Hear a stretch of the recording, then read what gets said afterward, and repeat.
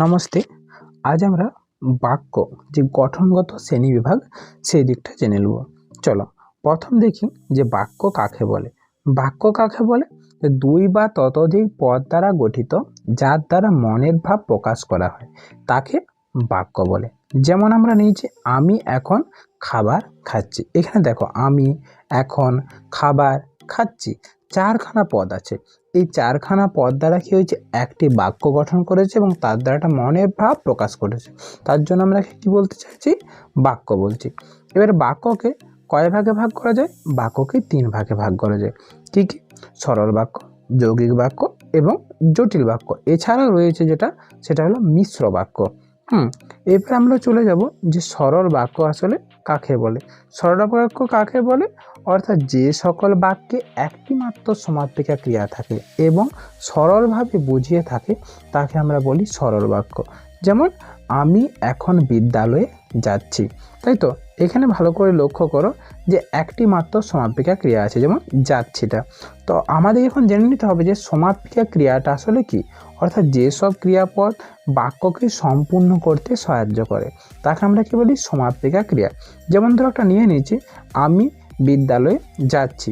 এখানে ভালো করে লক্ষ্য করো যে যাচ্ছি, এই যে পদটা নিয়েছে, এটা ক্রিয়াপদটা, এর দ্বারা বাক্যটা সম্পূর্ণ হয়েছে।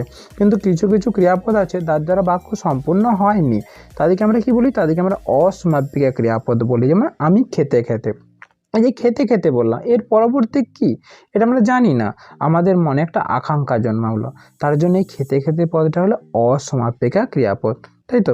এবার আমরা জেনে নেব যে যৌগিক বাক্য কাকে বলে। যৌগিক বাক্য কাকে বলে? যে সকল বাক্যে একটি সংযোজক অব্যয় দ্বারা যুক্ত থাকে, তাকে আমরা কি বলি, যৌগিক বাক্য। যেমন আমি যাব কিন্তু বেশিক্ষণ থাকবো না। দেখো এখানে ভালো করে, আমি যাব একটা বাক্য, বেশিক্ষণ থাকবো না এটাও কিন্তু একটা বাক্য।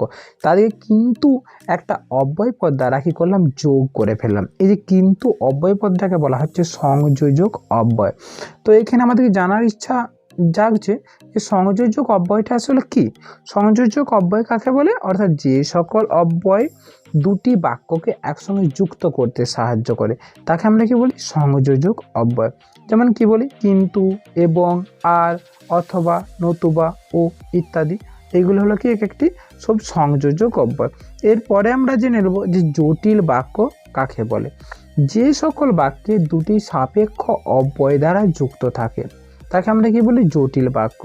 এখন ব্যাপারটা হলো, একটা উদাহরণ নিয়ে নিচ্ছি। কবিগুরু রবীন্দ্রনাথ ঠাকুর যেটি রচনা করেছিলেন সেটি গীতাঞ্জলি। এখানে লক্ষ্য করে যেটি লাগিয়েছি তখন একটা সেটি লাগাতে হলো, তাহলে যেটি সাপেক্ষে কি পেলাম, সেটি পেলাম। এইরকম যে অব্যয় পদগুলো আছে সেগুলোকে সাপেক্ষ অব্যয় বলে। অর্থাৎ যে সকল অব্যয় পদ একটি সাপেক্ষে আরেকটি ব্যবহার করা হয় এবং বাক্যে প্রযুক্ত করা হয়, তাকে আমরা কি বলি, সাপেক্ষ অব্যয় বলি। যেমন যখন তখন, যদি তাহলে, যিনি তিনি, যেটি সেটি, যেখানে সেখানে, প্রভৃতি, এগুলিকে আমরা বলি একটি সাপেক্ষ অব্যয়। এছাড়া আমাদের আরেকটি বাক্য আছে যাকে বলি মিশ্র বাক্য। মিশ্র বাক্য আসলে কিছু নয়, যেখানে সরল বাক্য এবং এক বা একাধিক যৌগিক বাক্য বা জটিল বাক্য একসঙ্গে যুক্ত হয়ে যে বাক্যটা গঠন করে, তাকে আমরা কি বলি, মিশ্র বাক্য বলি।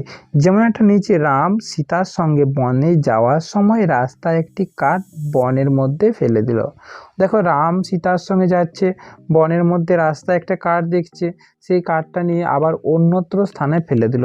তাহলে দেখো তিনখানা বাক্য কি হচ্ছে, একসঙ্গে যুক্ত হয়ে একটি মাত্র বাক্য গঠন করেছে, তাকে আমরা কি বলছি, মিশ্র বাক্য।